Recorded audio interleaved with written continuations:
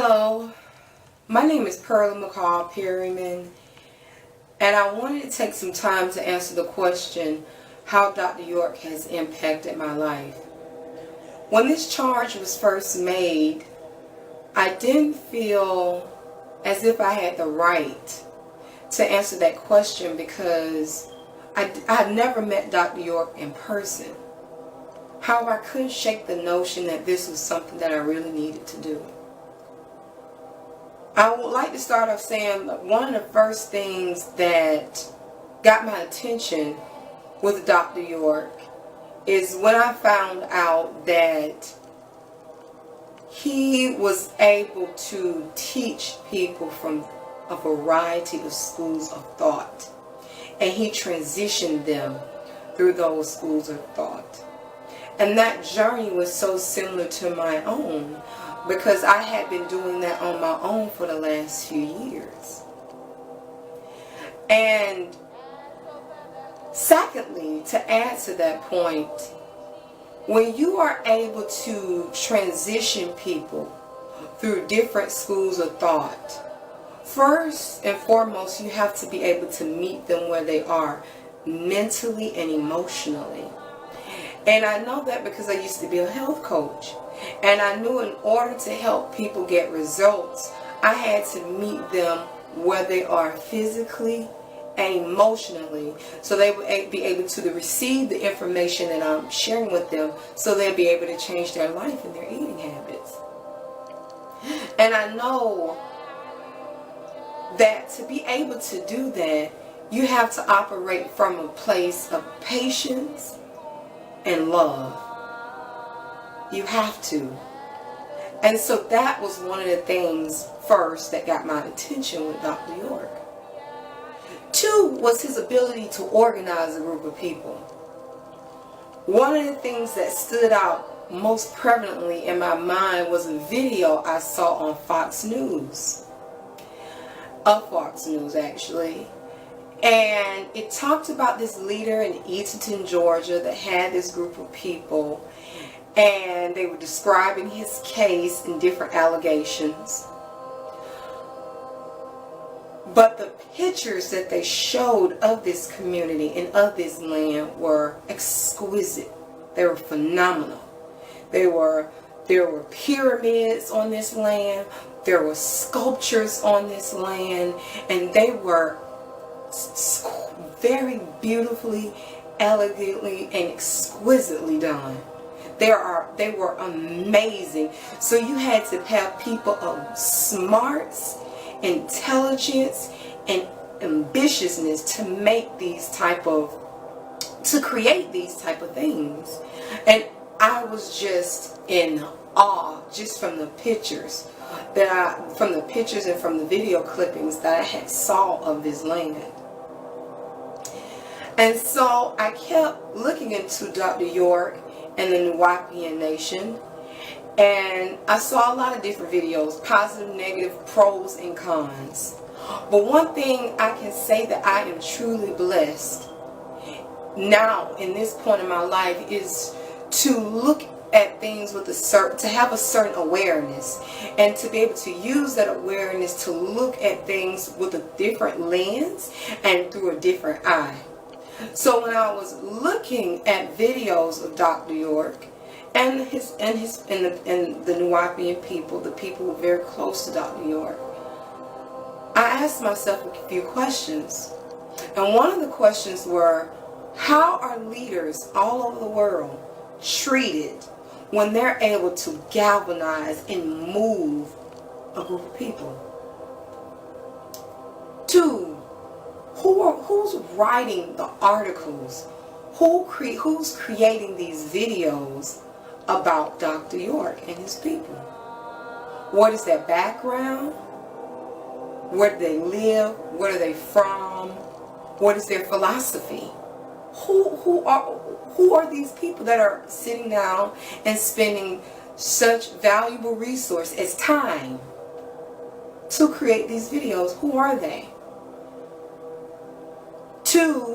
Three, how did they pick the words to use to describe Dr. York and his people? For example, words like cult. What is it about the that community that you felt it was best to use that word to describe them? And two, using that word, how would that impact others' thinking, and how does that impact my thinking when I'm listening to you talk about Dr. York and the people that were very close to him? So I asked myself, what is determining my perception of Dr. York? Is it YouTube videos? Is it the media? Is it a set of articles that are the first to appear in search engines these days?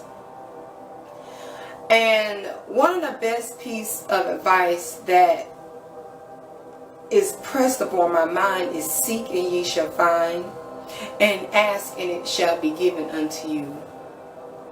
So what I started to do was I started to read Dr. York's books, and I started to listen to videos from him.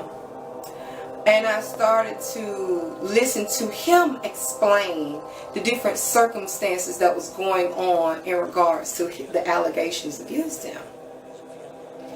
And I listened to that, and I sat, and with all the information, the pros and cons, the positives and negatives, I sat in meditation, and I prayed, and I sat in meditation, and I listened. And I asked myself these questions. I said, Pearlie, how do you feel when you're reading Dr. York's books? What vibes does he give off when he speaks? How does my heart and soul respond to the sounds and vibrations of this man's voice? And so for those of you who are looking for truth and a knowing and a confirmation, know this. Know that that is not going to come from any YouTube video, and it's not going to come from the media. It is going to come from your soul. And you have to go there and get what you're looking for always and under all circumstances.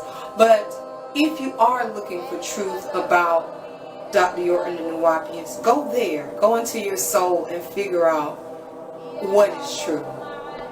And so that leads me into my last point, is what does it mean to know?